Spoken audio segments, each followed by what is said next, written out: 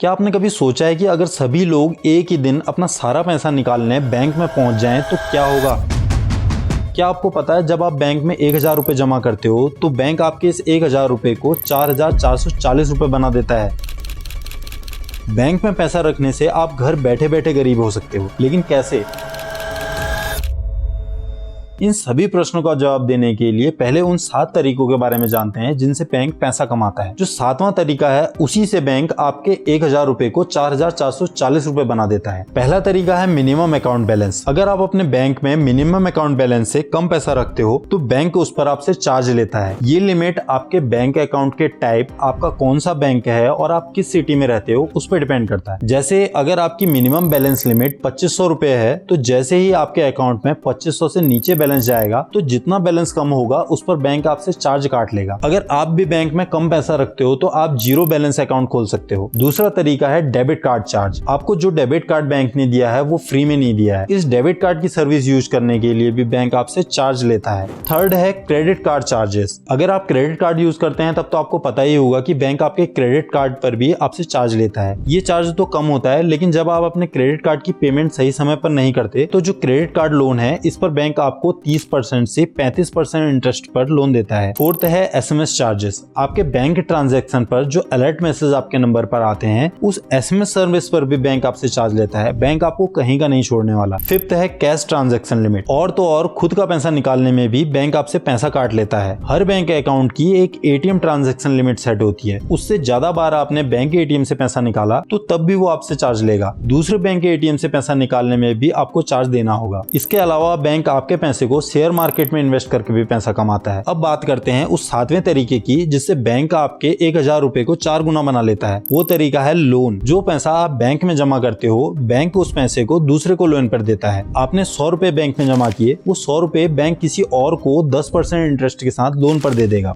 1 साल बाद उस 100 रुपए को बैंक 110 रुपए बना लेगा, लेकिन आपको देगा 104 रुपए, क्योंकि आजकल सेविंग अकाउंट में 4% इंटरेस्ट रेट चल रहा है। आपने तो 100 रुपए लगाकर सिर्फ 4 रुपए कमाए और बैंक ने तो बिना अपना पैसा लगाए 6 रुपए कमा लिए। लेकिन बैंक यहीं पर नहीं रुकता, बैंक आपके पैसे से 4 गुना पैसा बना सकता है। अब आप कहोगे कि बैंक ऐसा कैसे कर सकता है? इसको समझने के लिए पहले हमें आरबीआई के बनाए नियमों को समझना होगा। दरअसल बैंक के पास जितना पैसा है बैंक को उसका कम से कम 4% पैसा आरबीआई के पास जमा करना होता है। जैसे बैंक के पास अगर 100 करोड़ रुपए हैं तो 4 करोड़ रुपए उसे आरबीआई के पास रखने पड़ते हैं। ये परसेंटेज आरबीआई के द्वारा चेंज होता रहता है। इसे सीआरआर कहा जाता है। इसके अलावा बैंक को अपनी कुल जमा राशि का कम से कम 18.5% पैसा गवर्नमेंट सिक्योरिटीज, गोल्ड और दूसरे सेफ एसेट के रूप में रखना होता है। इसे एसएलआर कहते हैं। ये परसेंटेज भी घटता बढ़ता रहता है। इन दोनों को जोड़ दिया जाए तो 22.5% पैसा बैंक का हमेशा लॉक रहता है। बाकी का पैसा बैंक लोन पर दे सकता है। जब आप बैंक में 1 लाख रुपए जमा करते हो तो बैंक इसमें से 22,500 रुपए अपने पास रखता है। बाकी का 77,500 रुपए वो लोन पर दे सकता है। मान लो आपने बैंक में 1 लाख रुपए जमा किए और बैंक ने उस 1 लाख में से 77,500 रुपए आपके दोस्त को लोन पर दे दिए। अब आपने तो 1 लाख जमा किए थे, बैंक के पास आपका 1 लाख है। आपने किसी एटीएम से इस 1 लाख को निकाल लिया और आपके दोस्त ने भी 77,500 रुपए निकाल लिए, तो आपका 1 लाख रुपए बैंक ने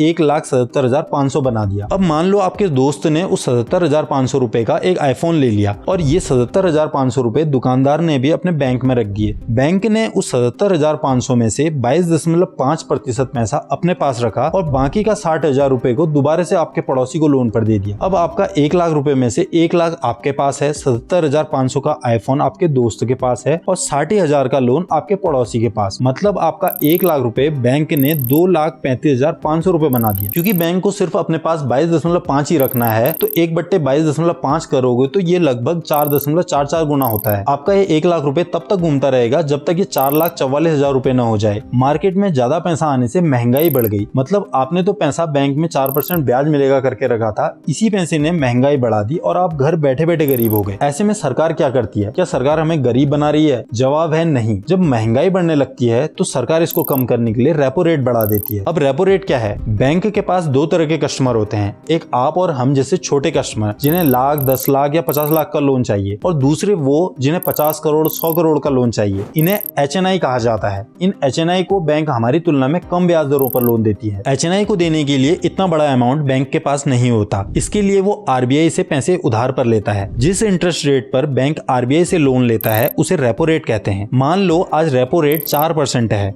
और बैंक 6% पर HNI को लोन दे रहा है। अब रेपो रेट 4% से बढ़कर 6% हो जाए तो ऐसे में बैंक बेवकूफ तो नहीं है जो अभी भी HNI को 6% पर ही लोन देगा। अब वो HNI और हमें भी बढ़े हुए इंटरेस्ट पर लोन देगा। लोन महंगा हो जाने से लोग कम लोन लेते हैं और जितना पैसा उनके पास है उसी से सामान लेते हैं। इससे मार्केट में डिमांड कम हो जाती है। आपके दोस्तों को आईफोन लेने के लिए लोन महंगा मिल रहा है तो वो आईफोन नहीं लेगा, जिससे मार्केट में आईफोन की डिमांड कम हो जाएगी। अब आईफोन लोग खरीद ही नहीं रहे क्योंकि लोगों के पास जेब में पैसा ही नहीं है और लोन महंगे में मिल रहा है तो आईफोन को अपने प्राइस कम करने पड़ेंगे। तो इस तरह से RBI महंगाई को कंट्रोल करती है। क्या ये सिर्फ भारत में हो रहा है? नहीं, दुनिया के सारे बैंक इसी तरीके से काम करते हैं। आज के समय में दुनिया की पूरी इकोनॉमी इन बैंक्स पर ही टिकी है। कोई भी देश अपने किसी भी बैंक को डूबने नहीं देती। उसके पीछे का कारण है कि अगर कोई बैंक डूबता है तो लोगों का भरोसा बैंकिंग सिस्टम से उड़ जाएगा। इसका एग्जांपल है यस बैंक। यस बैंक कभी निफ्टी 50 का पार्ट हुआ करता था। 2018 में इसके एक शेयर की कीमत 400 रुपए थी। जब इसमें गिरावट शुरू हुई तो ये सिर्फ 2 साल के अंदर 10 रुपए में ट्रेड होने लगा। अगर यस बैंक डूब जाता तो सबसे ज्यादा नुकसान आम आदमी का ही होता और आम आदमी का बैंकिंग सिस्टम से भरोसा टूट जाता। ऐसे में RBI के निर्देश पर SBI ने यस बैंक के 49% शेयर खरीदे और ICICI बैंक ने भी यस बैंक में 1000 करोड़ रुपए इन्वेस्ट किए, तब जाके यस बैंक बच पाया।